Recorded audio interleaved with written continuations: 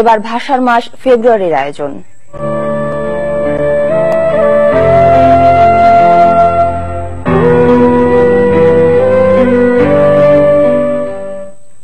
শিল্প সংস্কৃতিতে বাড়ছে পাবনার আঞ্চলিক ভাষা, বিশেষ করে টেলিভিশন নাটকে। পাবনার আঞ্চলিক ভাষায় প্রচারিত নাটক দর্শক প্রিয়তাও পাচ্ছে, আর এ নিয়ে গর্বিত এ এলাকার মানুষ। তবে নতুন প্রজন্মকে নিজের ভাষায় আগ্রহী করে তুলতে গবেষণা ও চর্চা বাড়ানোর তাগিদ দিয়েছেন বিশেষজ্ঞরা। একটু বেশি করে দিয়ে মাটির সার বেশি দিয়ে মুখে মুখে আঞ্চলিকতার সুর।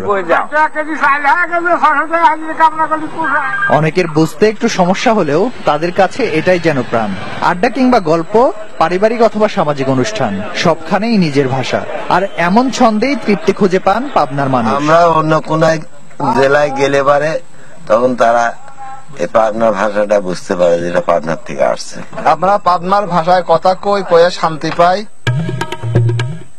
আমরা তো ফাইনাল করে আসলাম, বুঝলেন না? কি ফাইনাল করে আসলো? সবিলার সাথে আমার লাভ ম্যারেজে সবকিছু ফাইনাল করে আসলাম। শুধু কি আলাপচারিতা, গান কিংবা নাটকেও ব্যবহার বেড়েছে আঞ্চলিক ভাষার। জনপ্রিয়তাও পাচ্ছে দর্শকের কাছে। নাট্য অভিনেতারা বলছেন আঞ্চলিকতায় মাধুর্যতা আছে বলেই সাবলীলভাবে অভিনয় করা যায়। আমি তো তোমার পরের বার আসলাম। এখন পড়বো না, পরে আসবেন, জরুরি একটা কাজ আছে। কিন্তু পাবনার যেহেতু আঞ্চলিক ভাষা আমার বলে একটা আত্মতৃপ্তি আছে। কোনে গেছিলেন, কিরকম আছেন, এই যে বিষয়গুলা, এর মধ্যে একটা আলাদা ধরনের মিষ্টতা থাকে। গবেষকরা মনে করেন পাবনার আঞ্চলিক বা কথ্য ভাষা নিয়ে আরো কাজ করার সুযোগ রয়েছে। এজন্য সাহিত্যিক লেখকদের এগিয়ে আসার পাশাপাশি আহ্বান জানান তরুণ প্রজন্মকে চর্চা বাড়ানোর।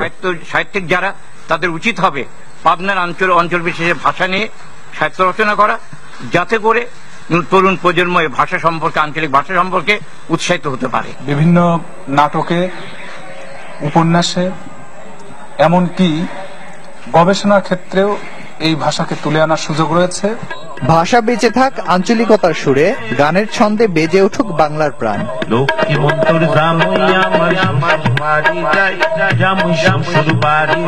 Desk report, channel 24।